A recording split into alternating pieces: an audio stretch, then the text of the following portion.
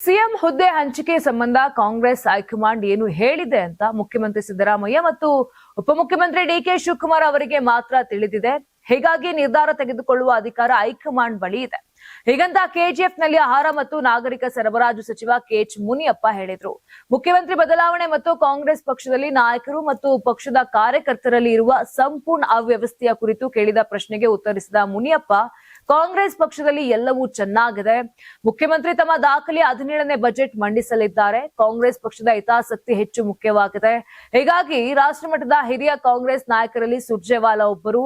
ಅವರ ಬಳಿ ನಾಯಕತ್ವ ಬದಲಾವಣೆ ಬಗ್ಗೆ ಚರ್ಚಿಸಿದ್ದೇವೆ ಎಂದು ಸ್ಪಷ್ಟಪಡಿಸಿದ್ದಾರೆ. ಇನ್ನು ದಲಿತ ಮುಖ್ಯಮಂತ್ರಿ ಬಗ್ಗೆಯೂ ಮುನಿಯಪ್ಪ ಪ್ರತಿಕ್ರಿಯೆ ನೀಡಿದ್ದಾರೆ.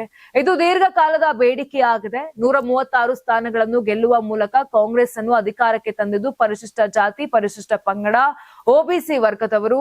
ಸೂಕ್ತ ಸಮಯದಲ್ಲಿ ಈ ವಿಷಯವನ್ನು ಹೈಕಮಾಂಡ್ನೊಂದಿಗೆ ಚರ್ಚಿಸಲಾಗುವುದು ಎಂದು ಹೇಳಿದರು. ಯಾರಾಗ್ತಾರೆ ಎಂಎಲ್ಎ ಅಭ್ಯರ್ಥಿ 2028 ಶೀಘ್ರದಲ್ಲೇ.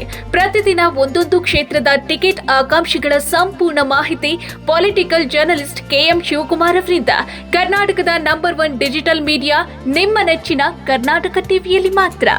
ನೀವು ಸಣ್ಣ ಆಗ್ಬೇಕಲ್ವಾ? ಅದು ಒಂದು ಉತ್ತಮ ಆಹಾರದಿಂದ ಸಣ್ಣ ಆಗ್ಬೇಕಲ್ವಾ? ಪ್ರತಿದಿನ ನಮ್ಮ ಜೀನಿ ಸ್ಲಿಮ್ ನ ಯೂಸ್ ಮಾಡಿ ಯಾವುದೇ ಸೈಡ್ ಎಫೆಕ್ಟ್ ಇಲ್ದಂಗೆ ನೀವು ಸಣ್ಣ ಆಗ್ತೀರಾ.